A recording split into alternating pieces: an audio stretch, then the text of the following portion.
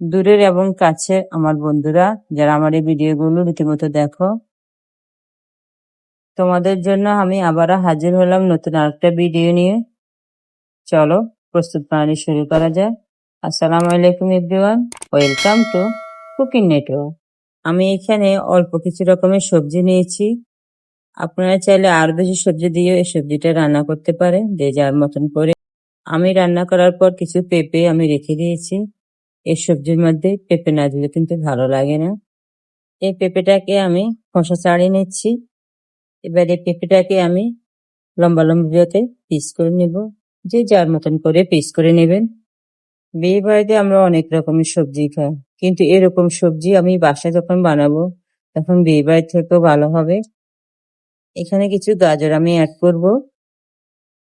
আমি অল্প কয়েকটা বরবটি নিয়েছি, আর এই বরবটিটাকে লম্বা করে একটু কেটে নেব। এখানে আমি 2টা পটল নিয়েছি, আর এই পটলটা আমি রান্না থেকে রেখেছি। আপনার সবজি বিক্রেতার কাছে গিয়েও এই অল্প অল্প করে সবকিছু নিতে পারবেন। এই সবজিটাতে আমি চিকেন দিয়ে রান্না করব। এটা কিন্তু আবার চিংড়ি মাছ দিয়েও রান্না করা যায়। এখানে আমি 3 রকমের ক্যাপসিকাম নিয়েছি। হাতের কাছে থাকলে দিবেন, না দিলে কোনো অসুবিধা নেই। আবার এটা বলবেন না যে আমার কাছে ক্যাপসিকাম নেই, রান্না করতে পারবো না। আসলে ক্যাপসিকাম লাগে না, ঘরের উপকরণ দিয়ে আপনি সবজিটা রান্না করে নেবেন। দেখতে পাচ্ছেন কাটার পর কতটা সুন্দর লাগছে। শুধু একটু সুন্দর লাগার জন্য ক্যাপসিকাম ইউজ করেছি। এবার রান্নার পালা। কড়াইতে কিছু পরিমাণ তেল দিচ্ছি, আর দিচ্ছি কিছু পেঁয়াজ কুচি, দিচ্ছি 1 চামচ লবণ। এখানে আমি পেঁয়াজ কুচিটা কম দিচ্ছি, পরে আবার দেব। পেঁয়াজটা একটু ভাজা ভাজা হলে দিবেন 1 চামচ রসুন বাটা, 1 চামচ আদা বাটা, 1 চামচ সরিষা বাটা। এবার সব মশলা একসাথে মিশিয়ে এবার চিকেনটা দিয়ে দিব আমি।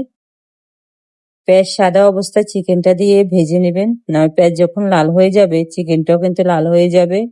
দিয়ে দিচ্ছি আমি এখানে 1/2 চামচ গরম মশলার গুঁড়ো। আমি এখানে লাল মরিচ ইউজ করব না, তাই গরম মশলাটা একটু বাড়িয়ে দিলাম। আমি এখানে কিছু টমেটো দিয়ে দিচ্ছি। টমেটো একটু নরম হয়ে আসলে অল্প একটু পানি দিয়ে চিকেনটাকে একটু কষিয়ে নেব। এবার যে সবজিটা কেটে নিয়েছি সেটা আমি এখানে দিয়ে দিচ্ছি। এই সবজিতে আমি আলু ব্যবহার করতে ভুলে গিয়েছি, তাই আমি পরে কিছু আলু আমি কেটে দিয়েছি। একদম বিয়ে বাড়িতে যেভাবে এই সবজিটা রান্না করে সেটাই এখন আমি দেখাবো। আপনারা চাইলে এখানে সামান্য পরিমাণ হলুদের গুঁড়ো দিতে পারেন, আর না চাইলে নাও দিতে পারেন, কারণ এই সবজির কালারটা একদম হোয়াইট কালার হয়। সবজিটা অনেকক্ষণ নেড়েচেড়ে কিছুক্ষণ কষিয়ে নেবেন, তারপর পরিমাণ মতন পানি দিবেন। আমি এই বাটিটা মেপে 3 বাটি এখানে পানি দিয়েছি। এবার কিছুক্ষণ রান্না করব, আগুনটা জোর করে দিতে যাব না। সবজি যখন একটু নরম হয়ে আসবে তখন এর মধ্যে দিব কিছু কাঁচামরিচ, আর এভাবে কিছু পেঁয়াজ কিপ করে কেটে নেব। নিয়ে তারপর আমি সবজিতে দিব, ভালোই লাগবে। আর দিয়ে দিচ্ছি কিছু কালো জিরা। কালো জিরা দিলে কালারটা একটু সুন্দর লাগে, তাই দিয়ে দিলাম। আমি এই সবজিটা যখন পরিবেশন করবো তখন দেখতে পাবেন কতটা লোভনীয় হয়েছে সবজিটা। আজ এ পর্যন্ত, সবাই ভালো থাকবেন।